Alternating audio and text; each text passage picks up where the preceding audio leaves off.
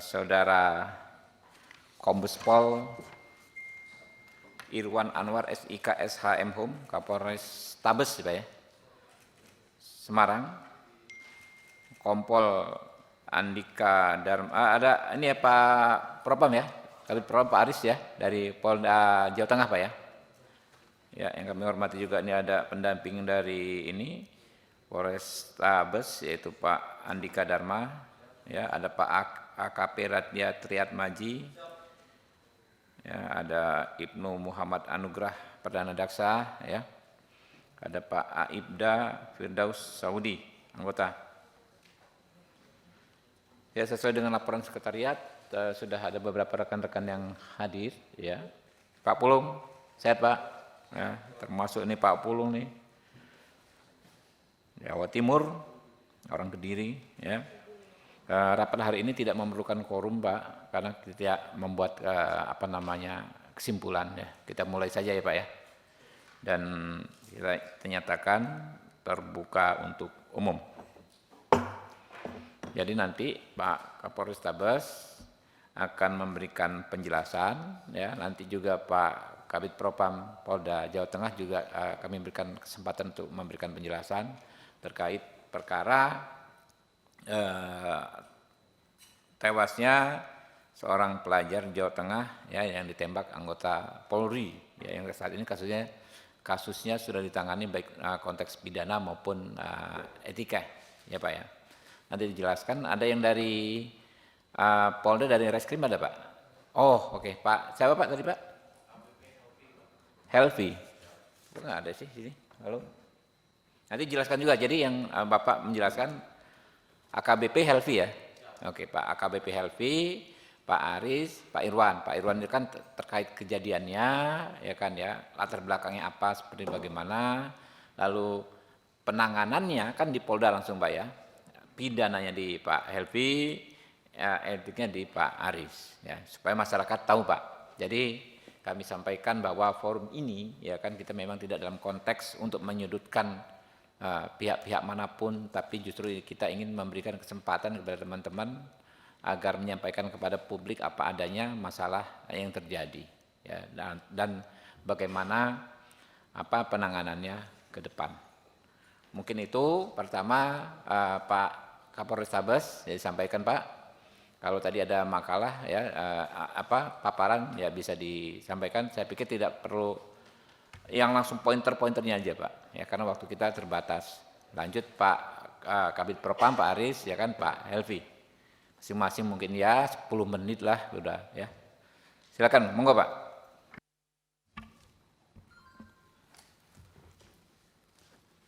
Bismillahirrahmanirrahim. Assalamualaikum warahmatullahi ta'ala wabarakatuh.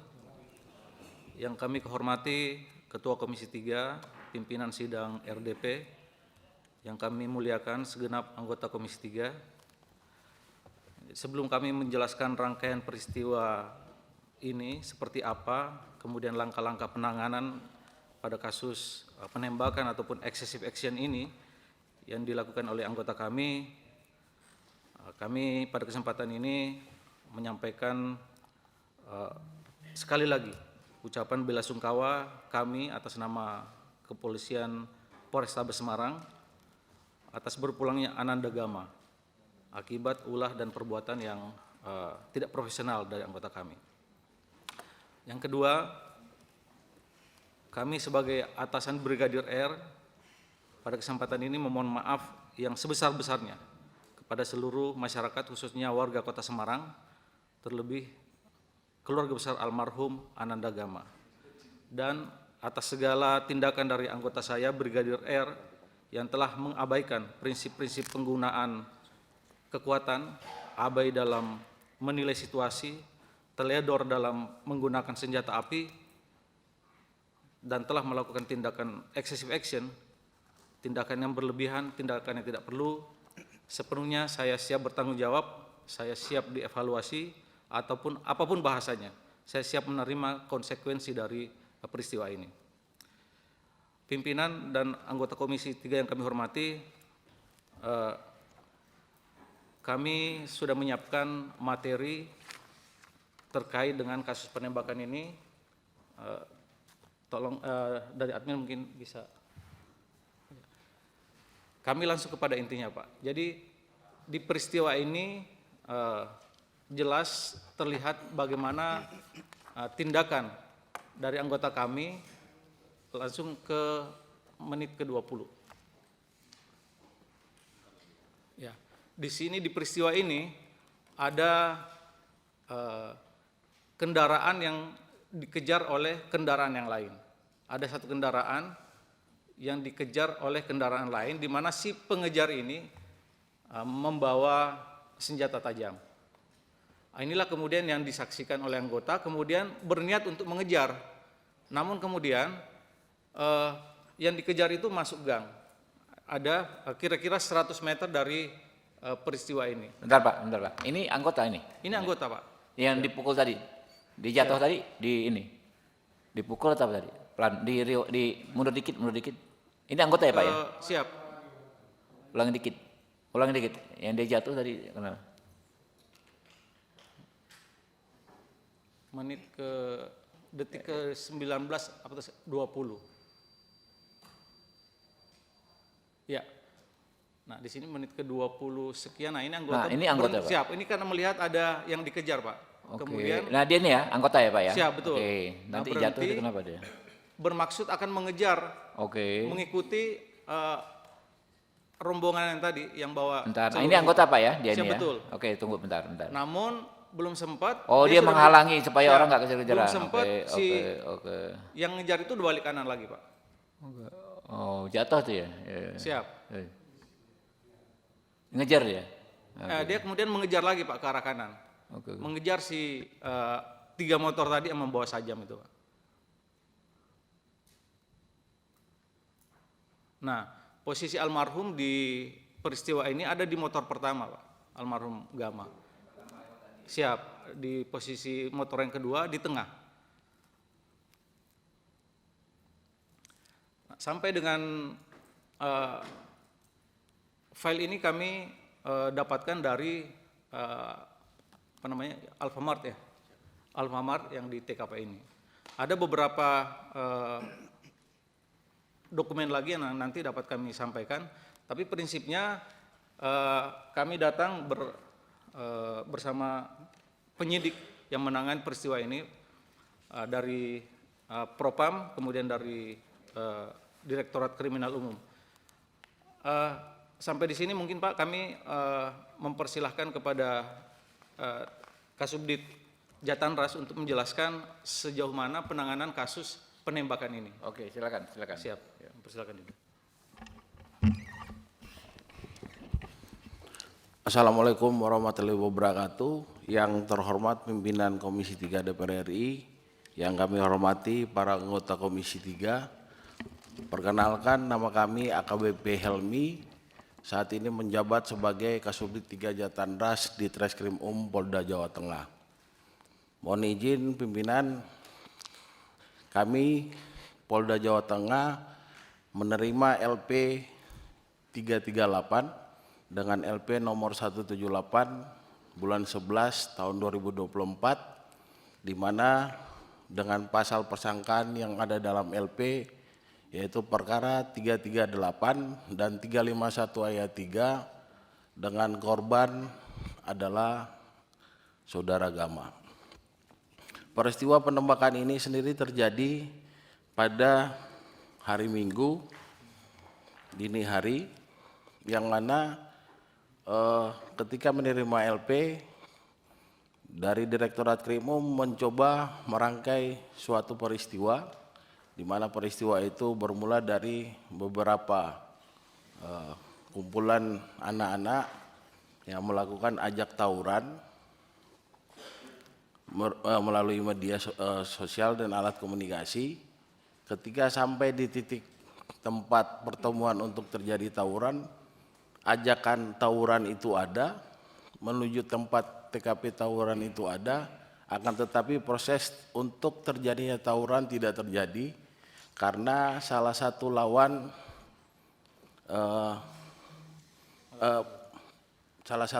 itu membawa senjata tajam, sehingga lawan satunya mundur, sehingga terjadi proses kejar mengejar sampai dengan TKP Alfamart. Pada saat sampai di TKP Alfamart, posisi anggota tadi berasal dari daerah Gunung Pati. Gunung Pati adalah daerah yang berlawanan dengan arah TKP. Pada saat itu anggota ini sempat dipepet oleh orang yang dikejar oleh 3 kendaraan sepeda motor. Kemudian anggota ini minggir ke arah badan jalan.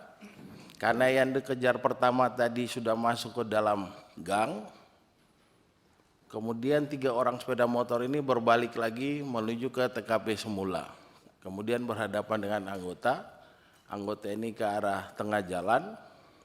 Dari arah sekitar 10 meter, anggota berdasarkan keterangan yang sudah kita dapatkan melakukan tembakan peringatan 1 kali arah jam 11 dengan mengatakan polisi.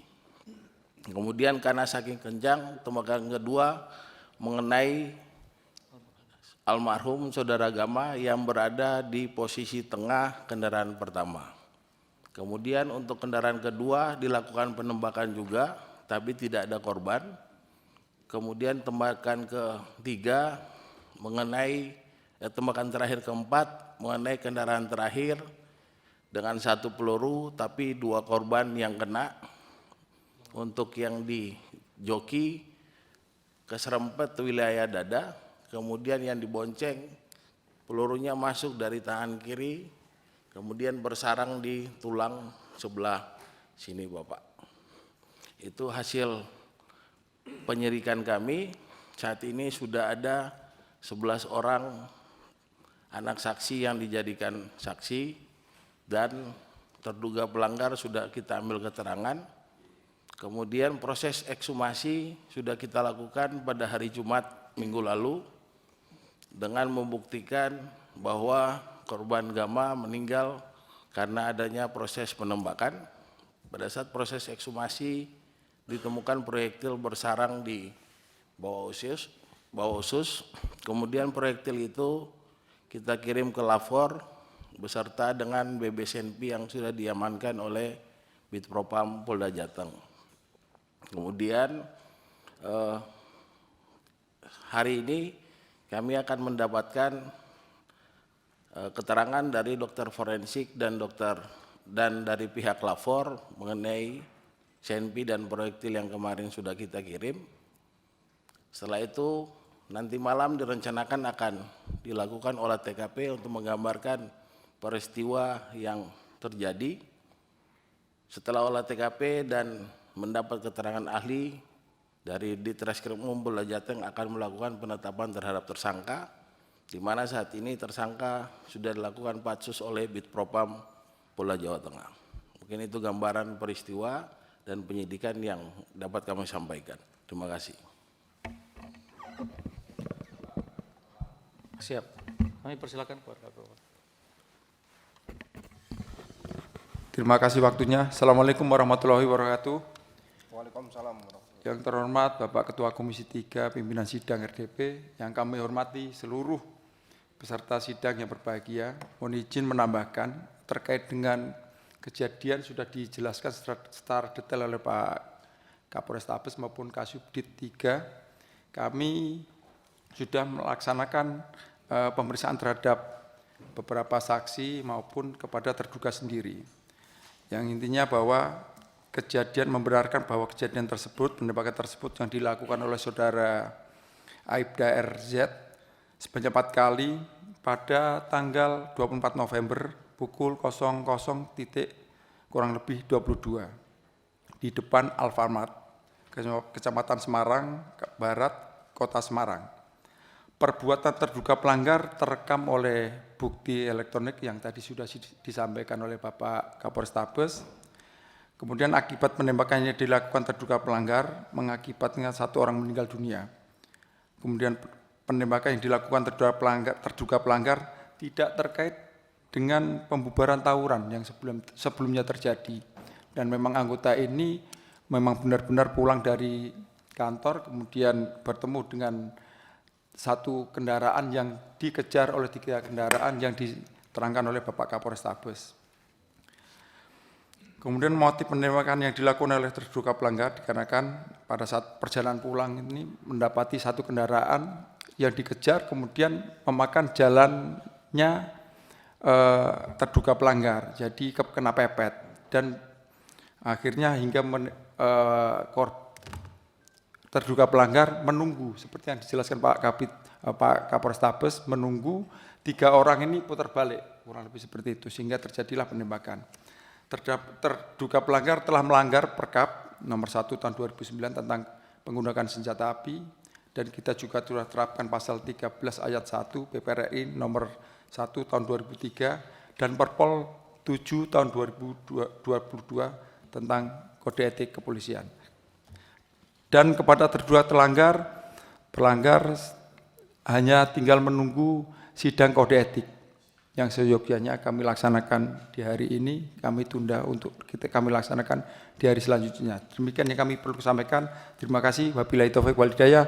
Assalamualaikum warahmatullahi wabarakatuh. Waalaikumsalam warahmatullahi wabarakatuh. Oke, masih ada tambahan lagi Pak Kapolres? Siap, izin Pak Ketua, pada kesempatan ini kami dapat jelaskan bahwa pasca penembakan si Brigadir Aibtu R ini kemudian masih melakukan pengejaran terhadap 3 kendaraan yang ditembak tadi, kemudian di titik tertentu itu kemudian mendapatkan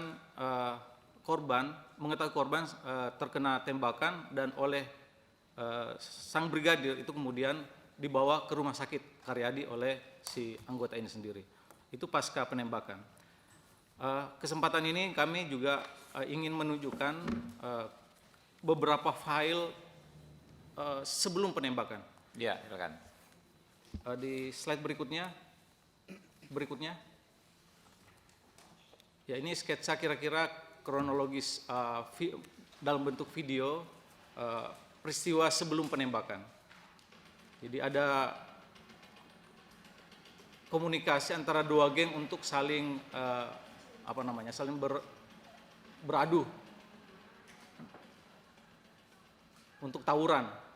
Nah, mereka di dalam chatting di media sosial itu janji ketemu di depan perumahan Paramount. Jadi ini janjian untuk tawuran gitu Pak ya? Siap. Nah, ini tawurannya. Jadi ini peristiwanya di titik sebelum perumahan Paramount. Di malam itu Pak ini Pak? Malam itu. Sebelum kejadian? Penembakan. Oke. Ini siapa nih yang pegang celurit ini siapa? Dia di videoin sendiri gitu? Ini yang bawa celurit merah tadi itu Pak, itu adalah orang yang dikejar. Jadi dokumen ini kami dapatkan dari HP milik para tersangka tawuran ini Pak. Ini kejadian di malam itu Pak ya? Siap, betul. Nah, ini pasca peristiwa kemudian anggota melakukan pemeriksaan mencari barang bukti yang dimiliki oleh Mikael. Ini tangannya Mikael Pak. Jadi kebetulan semua peristiwa itu oleh Mikael didokumentasikan. Jadi ini dokumen yang kita ambil dari HP milik kelompok ini. Ya, lanjut. Apa itu Pak tadi Pak itu? Nah, ini kalau tadi gabungan Pak ini anunya Pak, masing-masing videonya. Siapa yang bikin video ini Pak? Ini yang membuat adalah saudara Mikael, tersangka yang tadi bawa celurit merah Pak.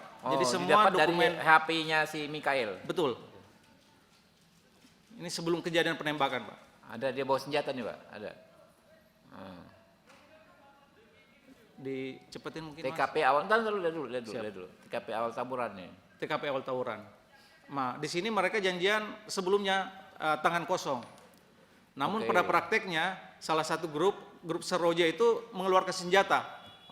Nah, sehingga dari grup sebelah lawan Kampul Tanggul juga mengeluarkan senjata. Senjata celurit.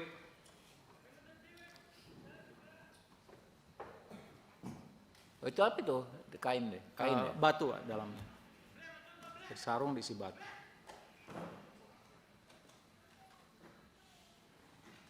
Nah, kita juga sedikit terbantu dengan dokumentasi yang dilakukan oleh para pelaku tawuran ini.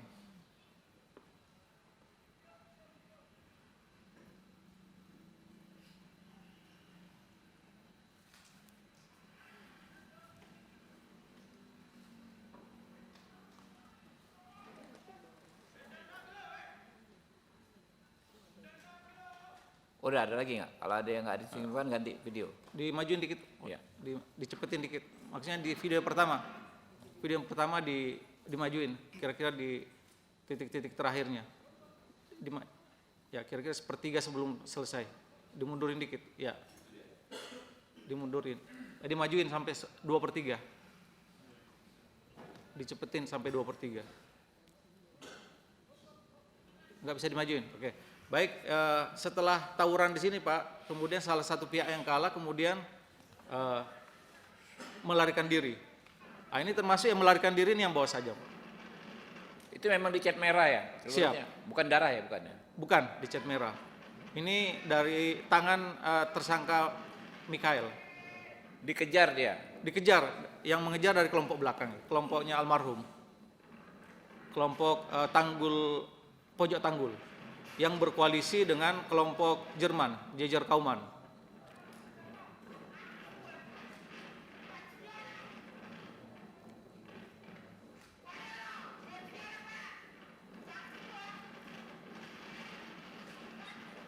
Nah inilah kemudian pengejaran ini yang berpapasan dengan anggota di depan Alfamart itu Pak.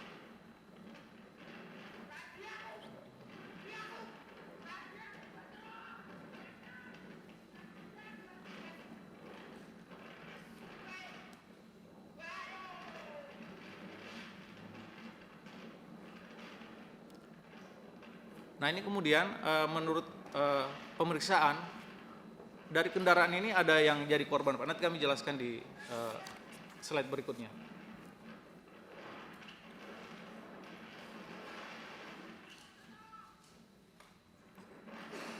Oke. Ya lanjut. Nah ini posisi almarhum dia berada di motor merah Pak. Nanti ada kelihatan motor merah di sini. Almarhum itu ketika ini Pak posisinya almarhum di sini. Ini motor yang Ya, almarhum dalam naik. proses pengejaran. Pada saat mengejar menyalip yang orang yang dikejar itu Pak. Nah nanti yang dikejar ini penumpangnya kena sabet Pak.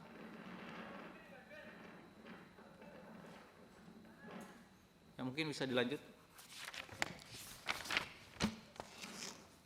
Ya. Kira-kira ini sketsa tawuran ketika masih Apa tangan ini kosong. nama-nama apa? Seroja ini dari mereka sendiri? Jadi, Tanggul, Jerman siap. apa itu? Betul Pak. Jadi nanti kami juga sudah siapkan penjelasan sendiri soal fenomena tawuran di Kota Semarang ini Pak. Kelompok-kelompok remaja. Oke. Siap. Ya lanjut.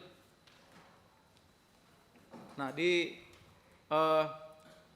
slide ini kelihatan bahwa orang yang dikejar itu kemudian masuk di depan Masjid Al-Amin. Itu orang yang dikejar kemudian masuk ke gang ini Pak. Jadi setelah bertemu dengan anggota kami Ya, ini. dari arah kiri, bukan Pak, nanti dari arah kiri.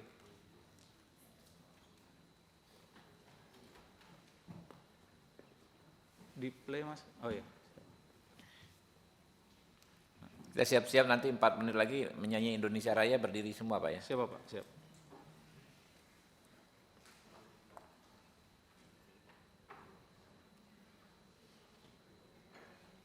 Nah ini yang dikejar masuk gang sini Pak, sehingga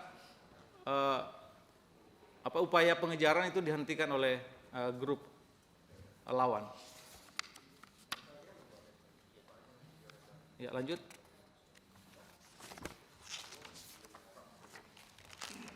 Lanjut.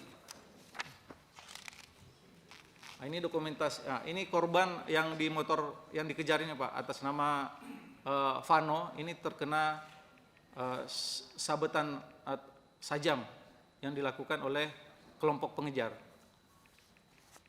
Ya, lanjut. Ini pelaku anak yang diamankan, Mikael. Ini dari HP Mikael inilah kemudian yang kita dapatkan dokumen, video-video aksi tawuran yang mereka lakukan. Kemudian Dani ini yang melakukan sabetan kepada Vano tadi. Kemudian pelaku anak yang lain perannya membawa sajam. Lanjut. Ini sajam yang disita dari rumah Mikael. Lanjut. Lanjut. Ini saja yang paling panjang itu Pak adalah menurut keterangan saksi adalah milik almarhum Gama. Ya, lanjut. Lanjut. Ini ada pernyataan dari ada 17 anak remaja yang terlibat dalam tawuran pada malam hari itu. Ini ada kesaksian dari beberapa yang kami cuplik. Kalau diperkenankan kami Ya, tayangkan. silakan aja. Silakan ditayangkan Mas, pernyataan.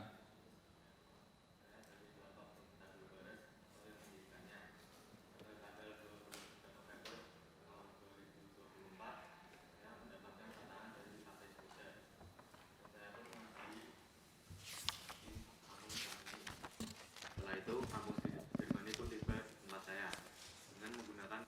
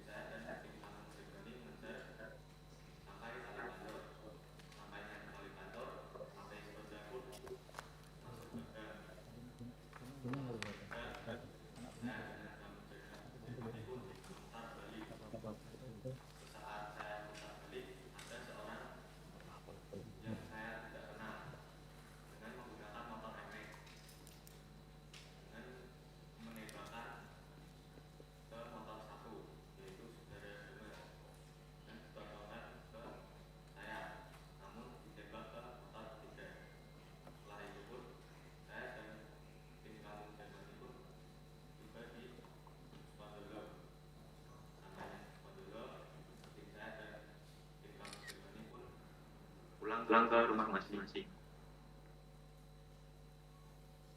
Nama saya Febri, saya dari kampung Jerman, tim Jerman, menyampaikan kalau saya diajak almarhum Gama sama Satria, itu saya diajak saudara Gama diajak tawuran, terus saudara Gama itu menyampaikan mau ambil sajam di rumahnya Satria, terus itu Satria ambil sama Gama itu langsung itu udah kumpul mau berangkat, terus itu udah mau berangkat, terus saudara Adam ke rumah saya itu langsung pada berangkat semua.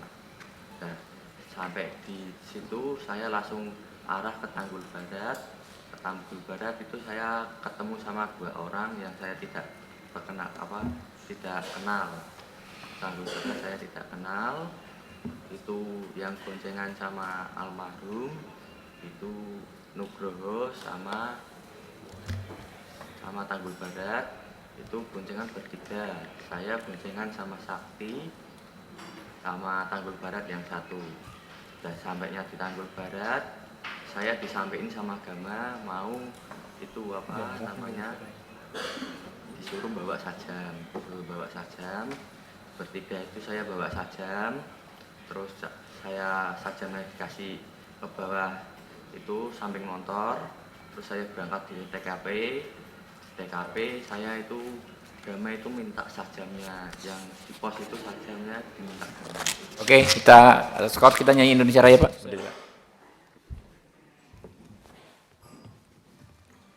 Indonesia Raya. Indonesia tanah airku, tanah tumpah darahku. Di sanalah aku berdiri, jadi pandu ibuku. Indonesia kebangsaanku, bangsa dan tanah airku. Marilah kita berseru, Indonesia bersatu. Hiduplah tanahku, hiduplah negeriku, bangsaku, rakyatku semuanya. Bangunlah jiwanya, bangunlah badannya untuk Indonesia Raya. Indonesia Raya, merdeka, merdeka, tanahku, negeriku yang ku cinta. Indonesia Raya, merdeka, merdeka, hiduplah Indonesia Raya. Indonesia Raya, merdeka, merdeka, tanahku, negeriku yang ku cinta. Indonesia Raya, merdeka, merdeka, hiduplah Indonesia Raya. Oke. Ya, silakan. Next slide. Lanjutkan, Pak. Next slide. Akhirnya, Bapak Selamat. Ya, jangan banyak-banyak, Pak. Cukup 2 tadi ya. Nah, penjelasan yang tadi, Pak, yang apa? Gangster-gangster itu, Pak. Itu penamaan dari siapa, Pak? Gangster-gangster itu, Pak. Siap. Mungkin lompat ke slide ke-27.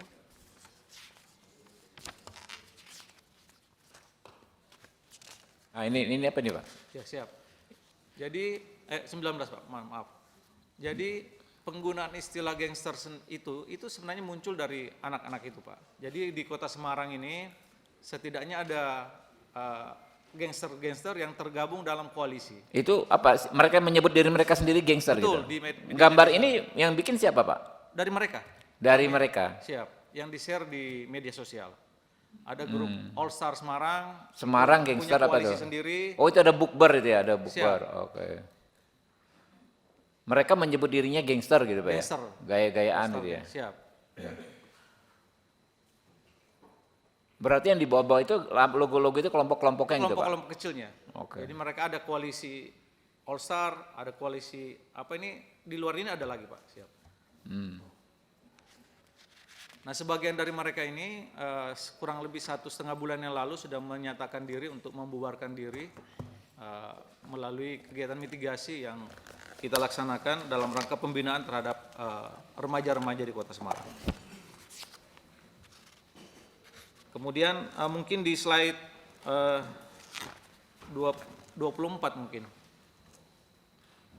Jadi ini upaya-upaya yang sudah kita lakukan, ya stop dulu sini, Pak. Ini setidaknya di tahun ini, Pak, ada 47 kasus perkelahian remaja yang sudah kita tangani. Kemudian yang dari kaitan itu ada yang diproses, ada yang dikembalikan kepada orang tua untuk dilakukan pembinaan. Lanjut. Nah, ini juga pasca maraknya gangster atau keriak lah, Pak, kalau di bahasa anak-anak Semarang ini, itu dari mereka juga ada yang membiayai. Antara lain setidaknya ada 3 grup ini dibiayai oleh situs judi online. Itu juga kami sudah proses atas peristiwa ini. Demikian, Pak, penjelasan kami. Terakhir aja dikit, Pak. Yang tadi pembiayaan itu apa maksudnya, Pak? Mundur. Oleh judi online gimana? Ada buktinya atau apa? Ada, Pak. Jadi kelompok gangster ini kan ada beberapa aktivitasnya, Pak. Jadi uang itu kemudian dapat dari situs judi online, itu ada barternya. Jadi mereka harus mengendorse judi itu ke grup-grup mereka untuk mendapatkan biaya, untuk mendapatkan uang.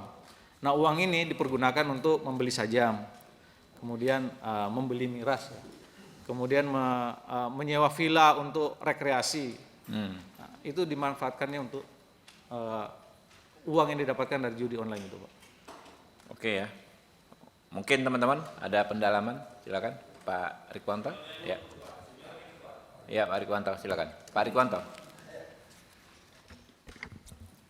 Terima kasih pimpinan Komisi 3, rekan-rekan Komisi 3 yang saya hormati, Pak Kapolres Tabes dengan jajaran, Pak Kabid Propam ya, dari Polda ya. Ya, ini kasus sebenarnya sering terjadi ya oleh kepolisian kepada masyarakat atau sebaliknya dan di berbagai daerah. Bukan barang baru sebenarnya. Saya masih ingat istilah-istilah kepolisian khususnya reskrim ya. Sebelum bertugas itu pasti buat deklarasi dulu supaya ingat, hati-hati. Yang artinya begini, kalian itu harus tahu, kalau kalian sudah ke lapangan, ingat ya, satu kaki kalian tuh di kuburan, satu kaki di penjara. Kenapa? Terlambat bertindak, kalian bisa jadi korban, kecepatan bertindak, kalian bisa salah dan masuk penjara.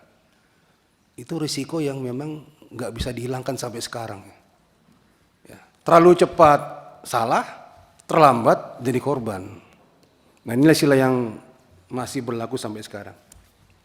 Nah dalam konteks ini, Pak Kapolres Tabes, tadi sudah paparan, ya kita sudah dapat masukan dan dipertegas lagi tadi dari paparan yang ada.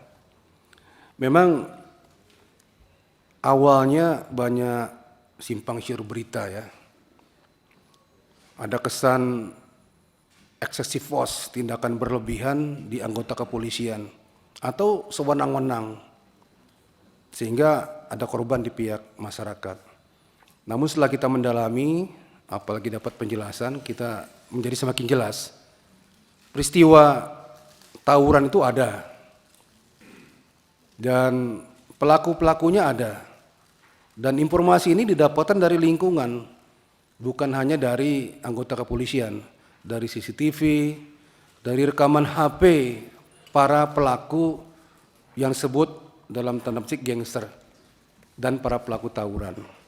Ini informasi yang bagus untuk memperjelas tentang peristiwa yang terjadi sebenarnya. Saya hanya mengingatkan saja bahwasanya sebagai anggota kepolisian, ini bekal ya. Di lapangan itu baik patroli rutin maupun sedang tidak patroli, sedang jalan ke suatu lokasi, apapun, tapi dia sebagai anggota kepolisian harus mewaspadai hal-hal sebagai berikut. Ya, menemukan sebuah tindak pidana atau akan terjadi tindak pidana, itu harusnya siogianya anggota Polri itu harus bisa mengukur diri. Mengukur diri itu saya sedang apa, pakaian saya apa, preman, sipil, atau pakaian dinas. Kemudian saya sendiri berdua atau bersama kelompok saya. Yang saya hadapi ini kelasnya ringan, berat, atau penuh ancaman terhadap pribadi saya sendiri sebagai petugas, terhadap masyarakat, atau terhadap calon pelaku itu. Ini diukur betul. Setelah diukur baru tindakan apa yang saya akan lakukan.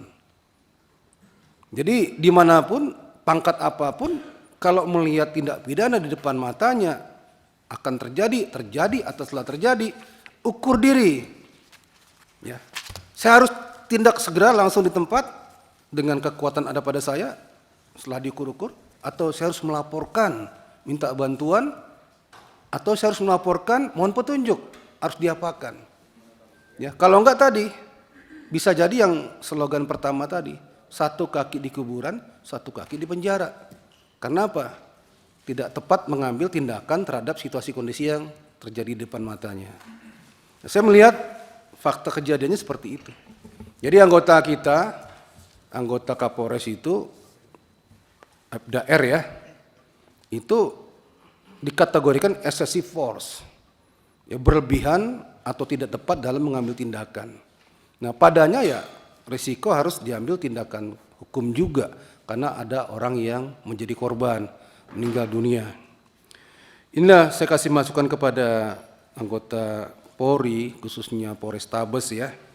Ukur diri dalam mengambil tindakan. Jangan sampai tadi yang slogan pertama itu yang saya sampaikan terjadi. Kemudian yang kedua, Ada kelemahan kita melihatnya dalam komunikasi dan informasi. Ya. Dalam waktu singkat kejadian itu sudah masuk online beritanya, sudah masuk medsos beritanya. Ya. Ada anak paskibraka ditembak polisi.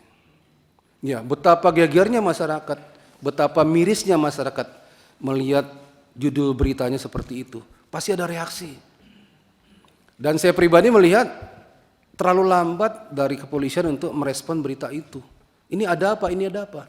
Ada kegamangan, ada waktu yang cukup luang untuk banyak orang berspekulasi. Ya.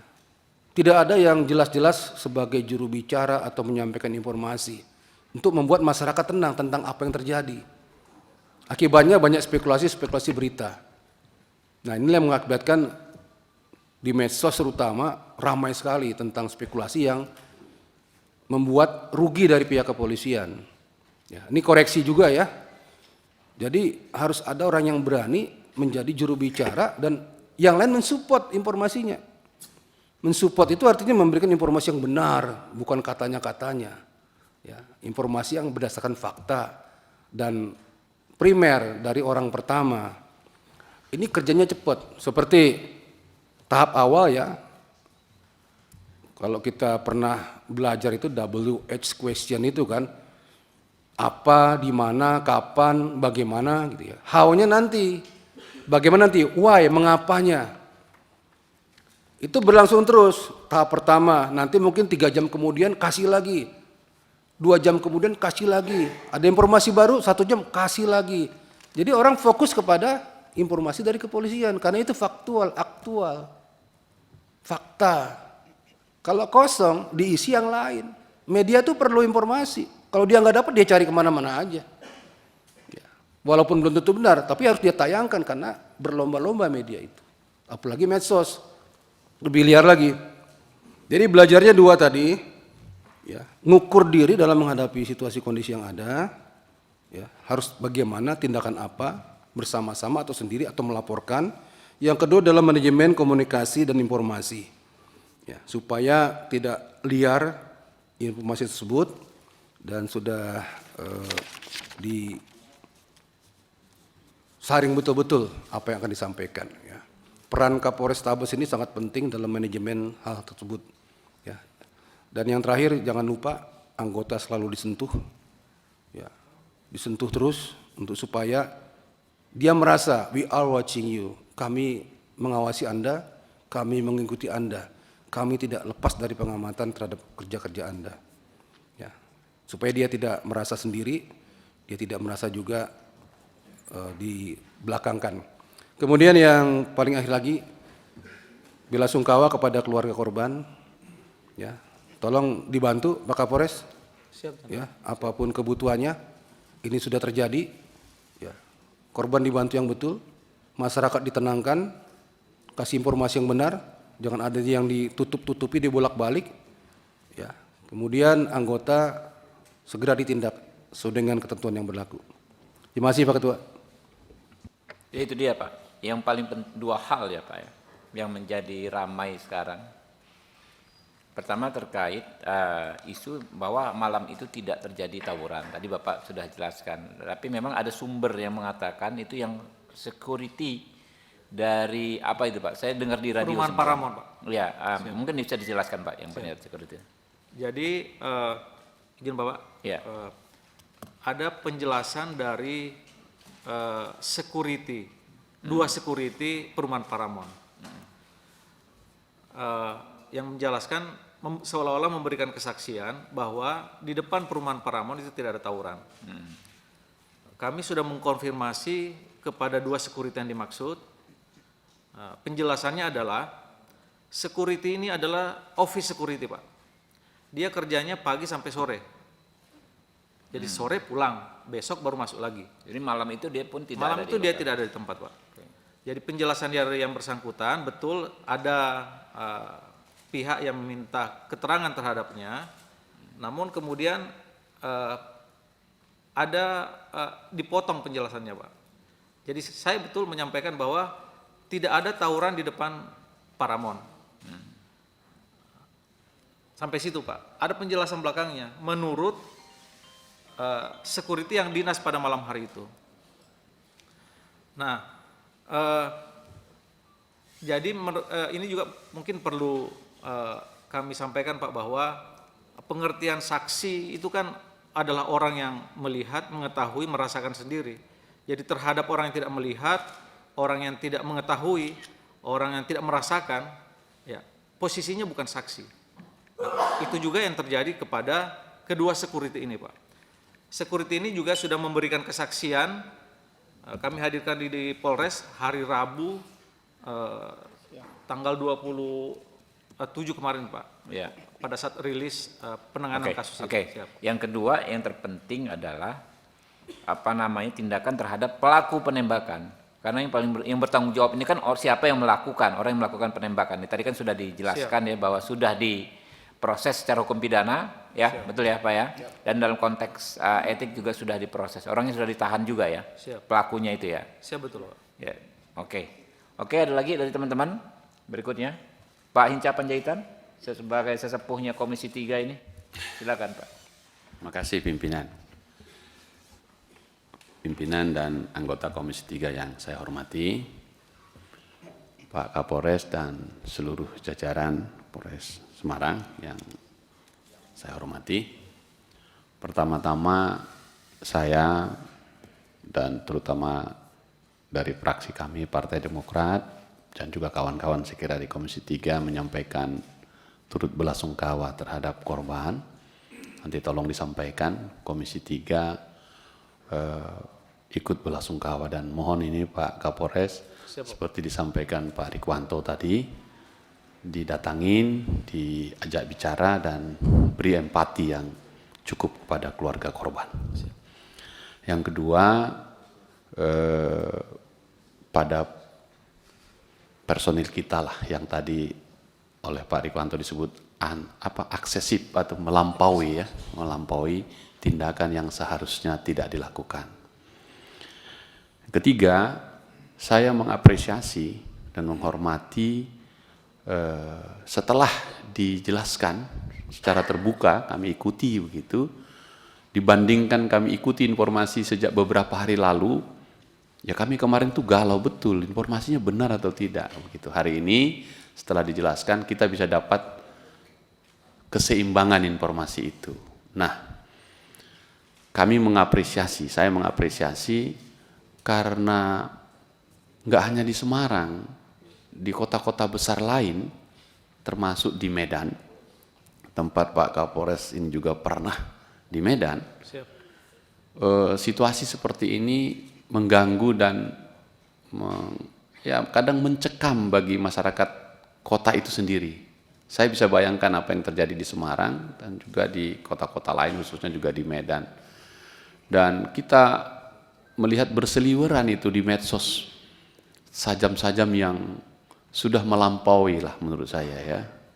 Anak-anak muda kita yang melampaui jiwanya begitu. Dan negara tidak boleh kalah terhadap soal ini. Oleh karena itu saya membaca dan memahaminya apa yang dilakukan teman-teman Polres Semarang untuk menjaga harkat Tipmas kita itu. Hanya memang ada yang tadi eksesif, yang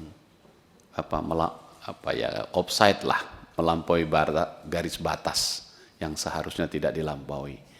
Nah, saya kira teman-teman Propam sudah tahu tugasnya untuk ini dan kita punya sistem itu, dijalankan saja.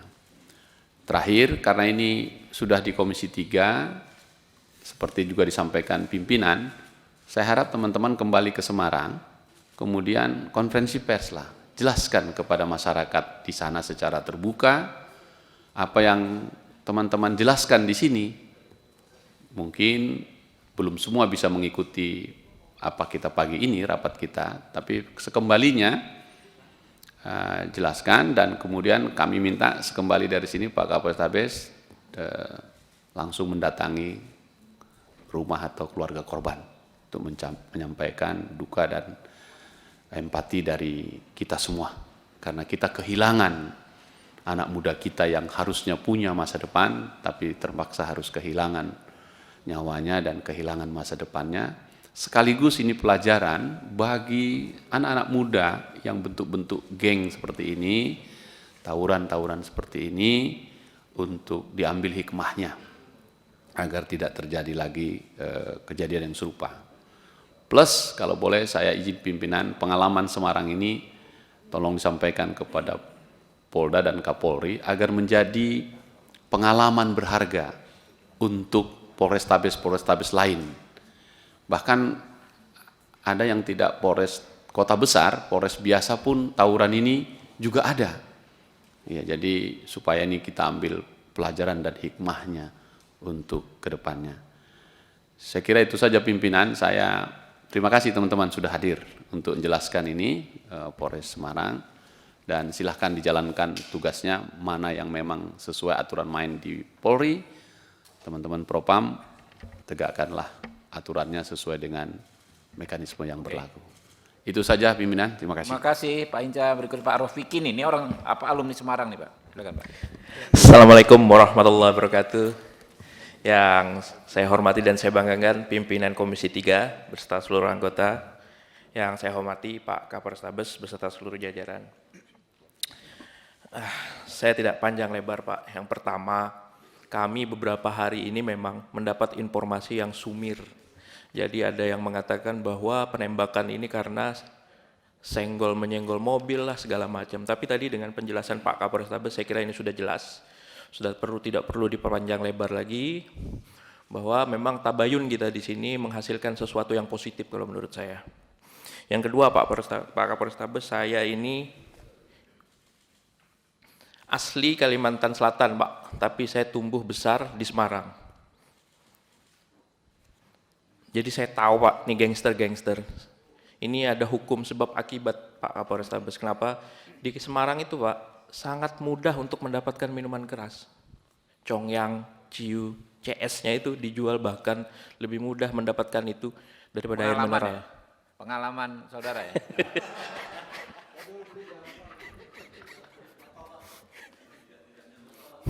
Bahkan saya bilang apoteker-apoteker di pinggir jalan itu yang jual minuman di mix segala macam itu di seputaran stadion Diponegoro segala macam. Nah itu harus ditertibkan Pak Kapolrestabes, karena biasanya biang keroknya tuh dari sana. Biang keroknya nggak jauh-jauh tuh dari itu. Di depan rumah saya Pak Kapolrestabes, terus terang di Semarang, saya juga kaget nih, ada geng matador. Saya kira matador itu tim apa gitu loh, tim bola atau apa, ternyata geng.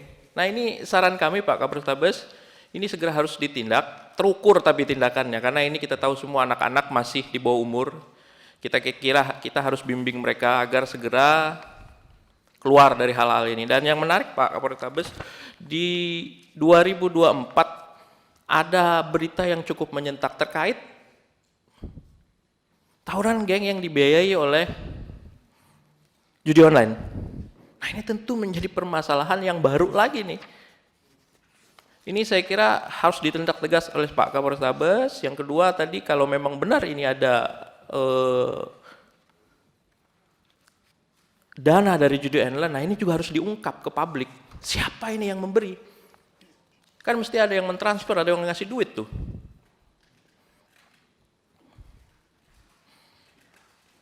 Yang ketiga Pak, yang ini yang terakhir,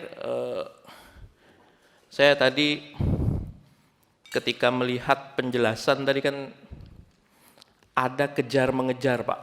Kalau tidak salah di depan Indomaret itu kan tadi ada kejar mengejar. Nah kejadiannya itu kan kalau tidak salah di seputaran Sampokong itu kan cukup sepi.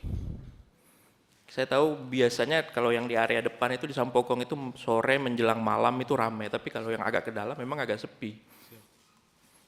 Nah ini juga harus dijelaskan ke publik Pak, jadi jangan nanti bias, di media itu macam-macam Pak. Jadi agar citra Polri yang sudah baik ini tidak ternodai dengan hal ini.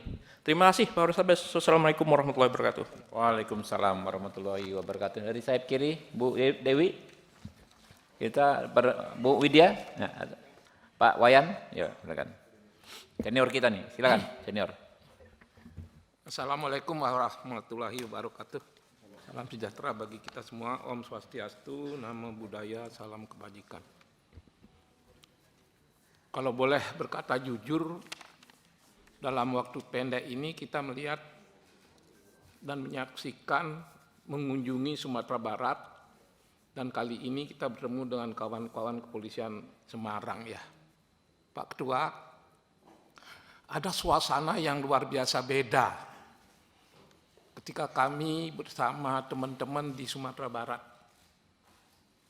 Ketika ingin melihat kejadian, fakta-fakta tentang polisi tembak polisi. Kali ini suasananya bukan hanya panas, tapi malah teduh gitu.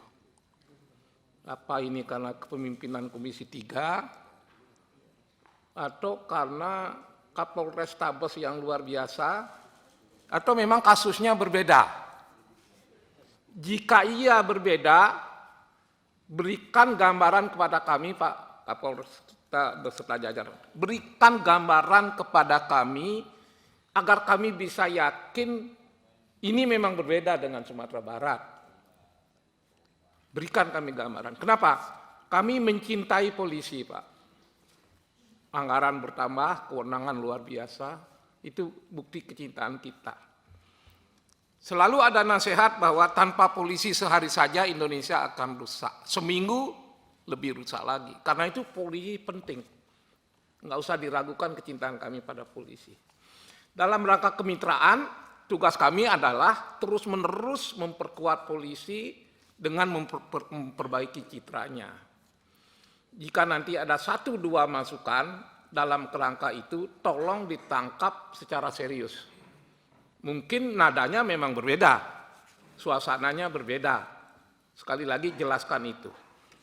Pak Kapoltabes, kalau kita boleh berkaca pada situasi akhir-akhir ini, apa yang menjadi tugas pokok ke dalam, evaluasi ke dalam? Yang paling mendesak adalah 2, Pak. Pertama, soal kekerasan. Mudah-mudahan ini jadi momentum, besok tidak ada kekerasan lagi. Tidak ada lagi polisi nembak masyarakat. Mudah-mudahan. Yang kedua, selalu ada hikmah. Dalam sebuah kejadian selalu ada hikmah. Baru-baru ini melalui pemilu-pemilu, kita sangat berat meyakinkan masyarakat bahwa bagaimana polisi harus independen. Tapi kan aspirasi terus-menerus datang. Dengan izin ketua, kewajiban kami adalah aspirasi yang kami dapat kami sampaikan kepada saudara-saudara kepolisian, khususnya Pak Kapolresta. Pak, jika Bapak bukan orang luar biasa, nggak mungkin seorang kombes sembarangan bisa duduk di kota Semarang, Pak. Pasti Pak luar biasa, Pak. Oleh karena itu, 2 ini tolong diperhatikan. Kenapa? Isu parcok sekarang menjadi dilematis. Tapi mudah-mudahan kita ambil hikmahnya saja. Tapi yang paling merepotkan kami adalah dalam waktu 1-2 hari ini, Pak. Orang mulai mengusik senjata yang dipegang polisi, Pak. Mulai diusik. Apa masih perlu kepolisian pegang senjata? Bisa Bapak gambarkan nggak di mana kelemahan-kelemahan SOP yang berkaitan dengan senjata, sampai senjata itu dengan mudah yang harusnya melindungi rakyat, tapi malah, maaf ya, bukan hanya membunuh rakyat, tapi bisa membunuh polisi. Ini hati-hati karena kajian, walaupun belum berupa undang-undang, kajian yang ada tentang bagaimana polisi cukup bermodalkan pentungan di berbagai negara maju, kelihatannya perlahan tapi pasti kita akan mengarah ke sana. Berikan gambaran kepada kami betapa masih pentingnya senjata itu dipegang. Pak Kapolres Tabes, jika mengacu pada literatur, Polri ini sipil, Pak. Polri ini sipil. Dan saya tidak boleh malu-malu harus mengutip pasal 30 ayat 4 Undang-Undang Dasar yang menyebutkan, saya baca saja, Biar kami menyampaikan ini berdasarkan pesanan dan aspirasi yang ada. Apa bunyi pasal itu? Di situ disebutkan bahwa Kepolisian Negara Republik Indonesia sebagai alat negara yang menjaga keamanan dan ketertiban masyarakat bertugas melindungi, mengayomi, melayani masyarakat dan menegakkan hukum. Itu ciri dari polisi sipil. Apa yang membedakan polisi sipil dengan tentara misalnya? Polri adalah sipil, karena itu dia non-kombatan, non-tempur. Apa yang membedakannya dengan tentara? Tentara kombatan, tempur. Akhirnya kami capek menjelaskan kepada masyarakat bahwa polisi masih perlu pegang senjata. Ada literatur yang akhirnya tadi pagi saya temukan, sesungguhnya polisi itu tidak perlu pegang senjata, kecuali sedang menghadapi kasus-kasus berat tertentu. Apa itu? Terorisme, kejahatan besar. Hanya itu yang polisi boleh pegang senjata. Itu pun dengan izin. Lalu ada catatan yang mengikuti kapan senjata itu dikembalikan. Melihat bayang-bayang ini, maka mulailah jika polisi itu masih boleh pegang senjata, gunakan secara baik. Jangan digunakan untuk menghadapi rakyat. Sekarang khusus kepada Pak Kapolres Tabes yang saya dengar reputasinya bagus. Ya, saya dengar. Karena itu saya berharga untuk menyampaikan saran. Pak, jangan pasang badan melindungi anggota dalam kasus ini, Pak. Cintai kepolisian dengan bertindak tegas. Kalau dia salah, lakukan kesalahan. Karena kalau di Sumatera Barat kan sudah ada proses persidangan dan dipecat. Lalu di Semarang Bapak sudah melakukan apa? Dan akan melakukan apa terhadap hal ini? Satu tujuannya agar masyarakat tenang, masyarakat merasa aman. Polisi masih boleh pegang senjata, tapi polisi itu tidak mengarahkan senjatanya ke masyarakat. Apa yang akan Bapak lakukan sebagai terobosan agar kejadian ini tidak terulang? Sebenarnya kami ingin menagih janji dan sejenis komitmen. Bisakah pastikan bahwa di Semarang, bahkan juga di Indonesia, mulai besok tidak ada lagi penembakan oleh polisi, karena SOP-nya sudah ada. Lalu di mana letak kelemahan SOP itu kok polisi masih menggunakan senjata untuk nembak kawan, nembak masyarakat? Itu saja yang bisa saya sampaikan, Pak. Mohon jawaban Bapak bisa menjawab pesan-pesan yang disampaikan masyarakat kepada kami. Sekali lagi, kita mitra, Pak, pasti saling menghargai, saling mendukung. Tapi di samping mitra, kami juga punya aspirasi yang harus kami sampaikan, dan Bapak harus dengan jiwa besar bisa menangkap ini. Bukan maksud menyerang Bapak, bukan menyerang kepolisian. Tapi bagaimana momentum ini Bapak gunakan untuk memperbaiki kepolisian. Agar tidak ada kekerasan lagi, agar tidak ada lagi polisi yang terpengaruh karena kegiatan-kegiatan politik. Sekali lagi, polisi harus segera menunjukkan dirinya sebagai lembaga yang independen. Terima kasih. Terakhir Pak Rudi mungkin ya, Pak Rudi Lalo ya. Silakan Pak Rudi. Terima kasih pimpinan, saya hormati pimpinan dan anggota Komisi 3, Pak Kapolres Tabes, dan dari Polda Jawa Tengah, hadirin yang sama berbahagia, Assalamualaikum warahmatullahi wabarakatuh. Yang pertama, saya merasa ya bangga menjadi bagian dari kepemimpinan Ketua Komisi kita, oleh karena setiap isu-isu yang menyita perhatian publik, langsung Komisi 3 reaktifnya dengan memanggil pihak-pihak yang lagi jadi bahan diskusi di tengah masyarakat. Termasuk hari ini adalah jajaran Polrestabes Semarang dan Polda Jawa Tengah. Kemarin Komisi 3 juga ke Sumatera Barat, Polda Sumatera Barat. Ini adalah bagian dari tanggung jawab moral kita selaku lembaga pengawasan yang senantiasa mengawasi kerja-kerja mitra Komisi 3. Terkait peristiwa di Semarang, Pak Kapolres mohon Ini catatan saja karena rekan Komisi 3 sudah banyak membahas, catatan saja. Yang pertama tentu pelaku ditindak tegas. Ya. Ada sidang kode etik setelah pulang bapak-bapak, sidang kode etik, setelah itu mungkin dibawa ke pengadilan, diproses hukum, ya, ditindak. Yang kedua, ini menjadi koreksi bersama kita. Betul Pak Wayan mengatakan mudah-mudahan ke depan tidak ada lagi peristiwa-peristiwa yang menghebohkan publik. Kita mau seperti itu. Ini dijadikan pembelajaran bersama, koreksi bersama kita.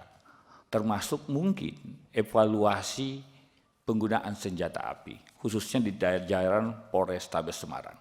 Nanti akan kami sampaikan nanti pada saat rapat kerja atau monitoring evaluasi dengan jajaran Mabes Polri.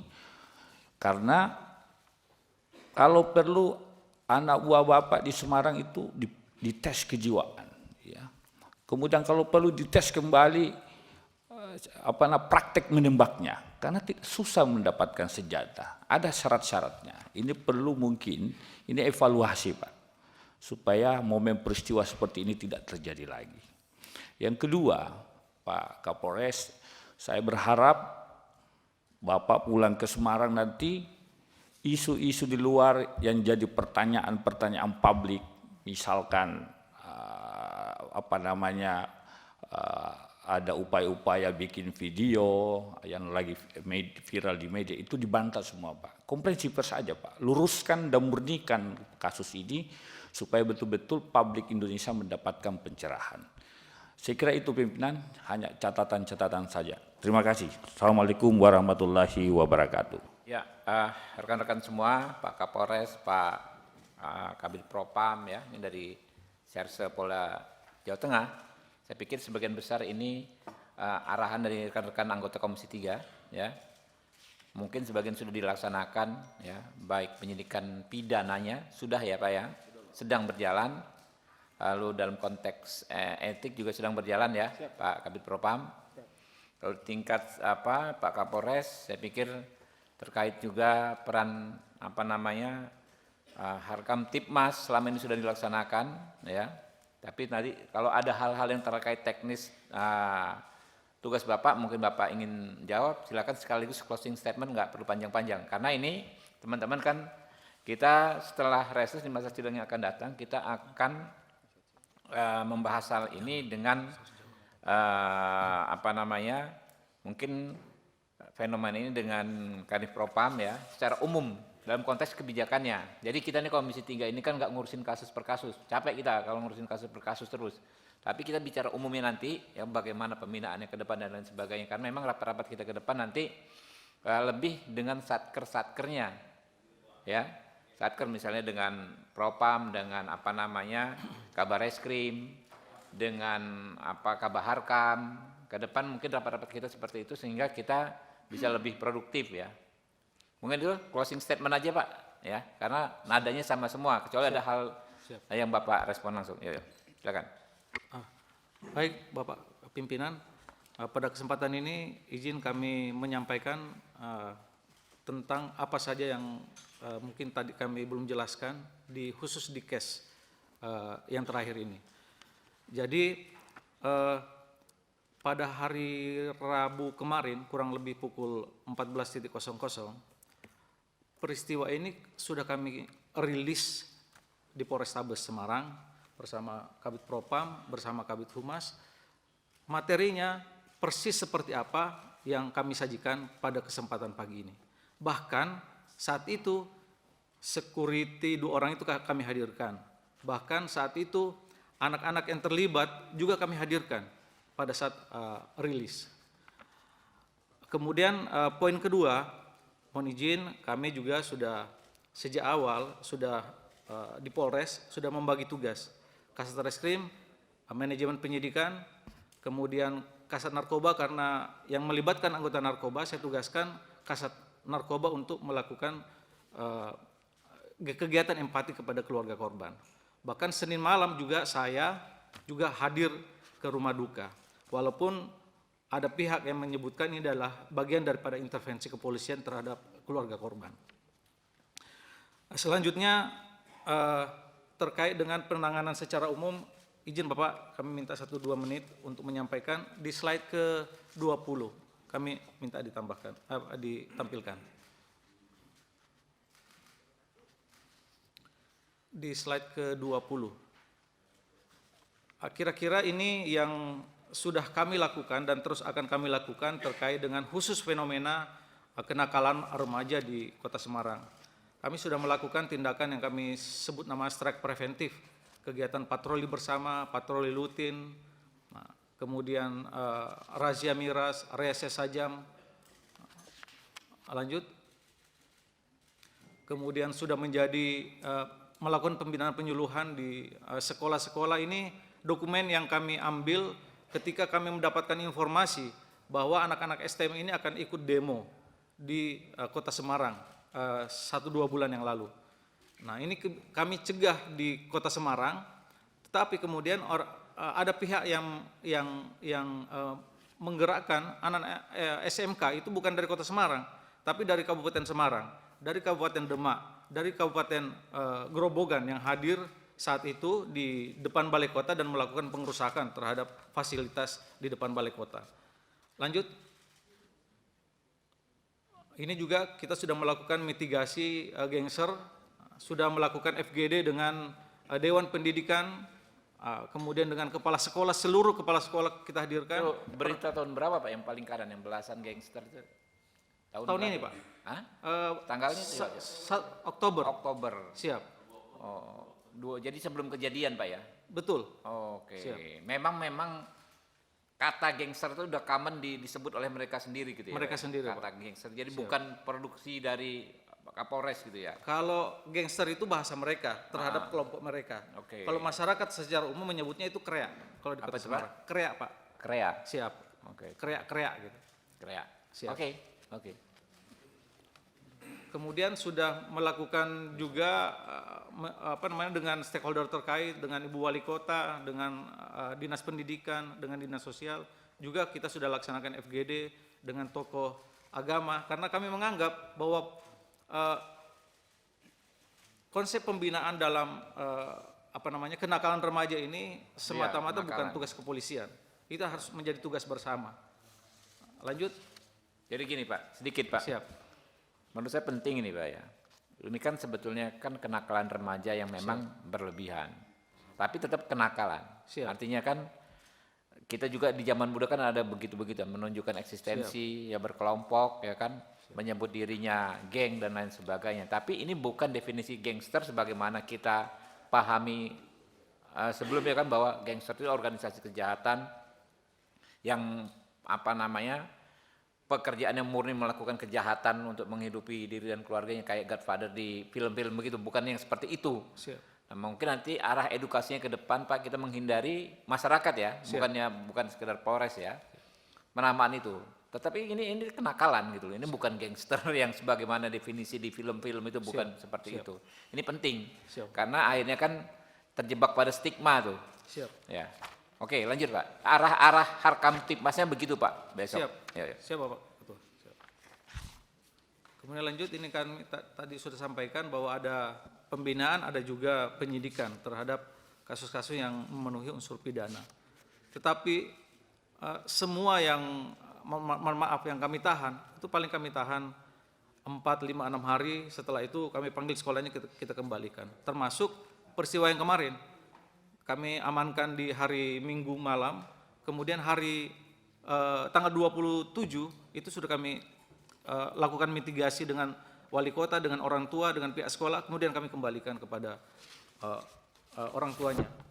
Bahkan kami juga secara khusus menghubungi Komnas HAM, kami berkomunikasi dengan Pak Semendawai, Wakil Ketua, dan Pak Parulian, mohon dilakukan mitigasi, supervisi terhadap tindakan-tindakan kepolisian khususnya dalam peristiwa ini. Jadi sebagai penutup Bapak izin, kami akan terus melakukan pengawalan terhadap penanganan kasus ini, baik itu yang dilakukan oleh Propam, kemudian yang dilakukan oleh Krimum, karena bagaimanapun peristiwa ini melibatkan personil kami, makanya kemudian sejak awal peristiwa kami sudah membagi tugas. Tolong karena ini melibatkan personil saya, biar fairness, itu penanganan anggota saya sejak hari Minggu pagi itu sudah kami serahkan kepada Propam. Bukan Polrestabes yang menangani. Untuk Polda ya Pak ya? Siap, Polda yang Polda ya? Siap. Oke, baik pidananya maupun etiknya di Polda ya? Siap, betul. Mungkin udah cukup ya teman-teman ya? Biar kesimpulan awal nih Pak ya, ya silakan, tolong. Ya. Pertama, ya kesimpulan rapat dengar pendapat Komisi 3 DPR RI dengan Kapolrestabes Semarang, ya, masa persidangan 1 tahun sidang 2024-2025 Selasa 3 Desember 2024. 1. Komisi 3 DPR RI meminta Kabid Propam Polda Jawa Tengah, di Reskrim Polda Jawa Tengah dan Kapolrestabes Semarang untuk mengusut tuntas kasus penembakan terhadap saudara almarhum Gama Rizkianata Oktavianadi secara profesional, transparan, dan akuntabel, serta mengungkap seluruh pelaku yang terlibat. Bisa disepakati ya teman-teman ya? 2. Komisi 3 DPR RI meminta Kapolrestabes Semarang untuk mengoptimalkan peran ya, HAR, ini ada HAR-nya Pak, HAR Kamtipmas ya, khususnya dalam meningkatkan pola pembinaan pelaku remaja di Kota Semarang dengan tujuan untuk mencegah maraknya tindak kriminal yang dilakukan oleh remaja. Bisa sepakati? Oke, dengan selesainya tanya jawab dan pendalaman hari ini, selesailah sudah agenda kita. Kami ucapkan terima kasih kepada rekan-rekan semua. Saya tutup billahi taufik wal hidayah. Wassalamualaikum warahmatullahi wabarakatuh.